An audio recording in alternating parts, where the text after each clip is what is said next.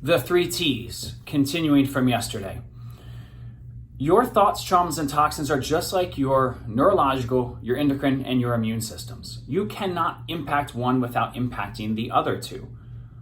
They always physiologically impact each other. And because I referenced it yesterday, and because it cannot be overstated, here's the list of the 18 things that happen from James Chestnut when one of the 3 T's or more occur in your system. So number 1 through 18, increased cortisol, that stress hormone that causes that weight gain lodged in your hips and lower abdomen. Increased catecholamines, these are neurotransmitters that are adrenaline-like, that are the fight or flight, right? Your increased heart rate, of course, your heart's gonna beat faster. When those catecholamines release, all of the blood and nutrients get sucked from your viscera and your gut and go out to your skeletal muscles, which is definitely not healing. Increased vasoconstriction, high blood pressure is what that is. Increased blood glucose. You start talking about pre-diabetic, right? You start talking about your body's inability to break down sugars. Increased lipid levels, which in turn, a few segments down here, is going to cause a pharmaceutical company to make a lot of money, right? Talking about increased blood cholesterol, one of the highest grossing, if not the medications of all time. Patients have high cholesterol and they get on this medication for a lifetime. Brilliant, right? Causes increased clotting factors, blood clots, lungs, protein degradation. This is the breakdown of muscle. You wonder why you can't see gains when you go to the gym and hit it very hard. It's because you're having a thought, trauma, or toxin that's impeding the result of your body to build muscle, to build protein. It causes also insulin resistance. Again, we're talking diabetes, pancreatic issues. This can happen in young kids or old adults.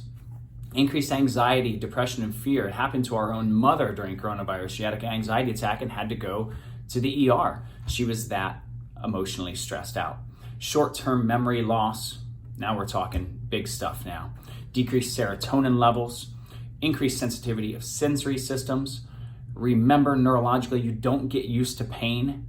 In fact, the more chronic you have pain, the more pain you will feel, the more hypersensitive you are to it. Decreased cellular immunity, lowers your immune function, essentially.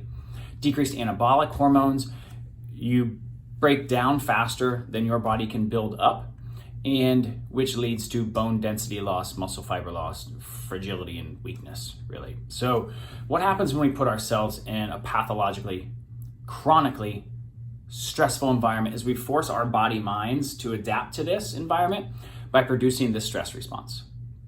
Now remember, the stress response is not the disease, all right? And the stress response, those 18 things, is not pathological. The chronically stressful environment is pathological, not the body's response to it. All right, so again, we think about treating the symptoms rather than correcting the cause. Remember, the goal today is not to bring, the goal this week is not to bring awareness to the patient about the 3 T's. That's silly. That builds no value in their visit. The goal is to enhance the patient's knowledge of how their body can better adapt and prevent some of the 3 T's because they're neurologically working better, how your adjustment can stop that cascade of events, how your adjustment can prevent it, and therefore prevent the 3 T's from hijacking their health and their life. So remember, in order to govern your mind-body connection and therefore control your life, correct spinal mobility through chiropractic care is an integral and necessary part, not only to manage the effects of the stress, but to potentially stop it from ever happening.